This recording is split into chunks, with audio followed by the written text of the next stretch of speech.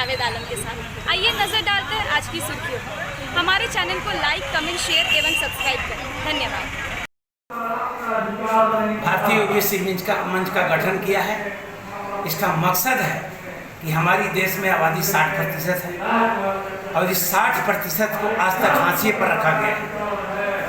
आज़ादी के बाद से एक पिछड़ा वर्ग को जो प्रतिनिधित्व मिलना चाहिए लोकसभा में, विधानसभा में, तमाम शैक्षणिक संस्थानों में कहीं भी नहीं, चाहे सचिवालय स्तर पर हमारे जो पदाधिकारी जो देश और राज्य को चलाने वाले होते हैं, कहीं भी हमारा जो है रिप्रेजेंटेशन नहीं हो रहा है। हम कहीं न कहीं कुछ स्वार्थी लोगों के जो है से शिकार हो रहे हैं और आज़ादी में जो हमारी सहभागिता रही है, जो हमारा त्याग रहा है 60% आबादी का, हमको मिलना चाहिए। हमें आबादी के हिसाब से हमें लोकसभा में, विधानसभा में, राज्यसभा में सभी जगहों पर ओबीसी को हमको समान अधिकार मिलना चाहिए।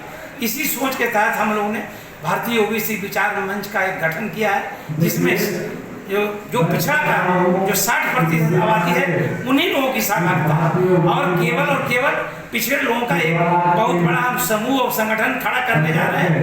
और इसके तहत जब मेरा संगठन एक मुकाम पर पहुंचेगा तो हम सरकार का, चाहे जिस किसी भी पार्टी की सरकार हो देश में, राज्य में, हम उस पर दबाव बनाएंगे, अपने वोट के माध्यम से उनको झुकाने का काम करेंगे और अगर मानेंगे तो हम सड़कों को सुनी नहीं होने देंगे। सड़कों को हम जैसे आंदोलन में परिवर्तित कर देंगे। मेरा नाम जितेंद्र यादव, भारतीय ओबीसी विचार मंच का मुख्य चाहिए, लेकिन 10 साल तक वो रिपोर्ट पड़ा रहा। 80 से लेकर 84 तक कांग्रेस की इंदिरा गांधी की सरकार थी, फिर 84 से लेकर 89 तक कांग्रेस की राजीव गांधी के नेतृत्व में कांग्रेस की सरकार थी। वो रिपोर्ट पढ़ा रहा बीपी सिंह साहब ने, जिस कारण से नियोजित जवाब लोग जो भी कहें ऐतिहासिक काम, तो स्पेशल इंस्टीट्यूट में तो आरक्षण नहीं मिला।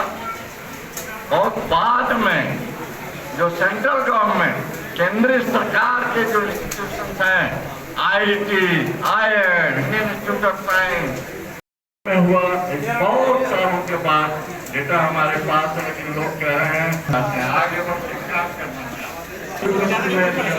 दिया गया। और जब से एजुकेशनल इंस्टीट्यूशन में आईटी में, आईएड में इस रिपोर्ट को एक्सेप्ट किया और बोला केंद्रीय सरकार की नौकरियों में 27% आरक्षण लागू। लेकिन जैसा क्या कहा, रिपोर्ट में कहा कि पिछड़ी जातियों को केंद्र सरकार की नौकरियों में कम से कम 27% आरक्षण देना होगा और केंद्र सरकार द्वारा संचालित या राज्य सरकार द्वारा संचालित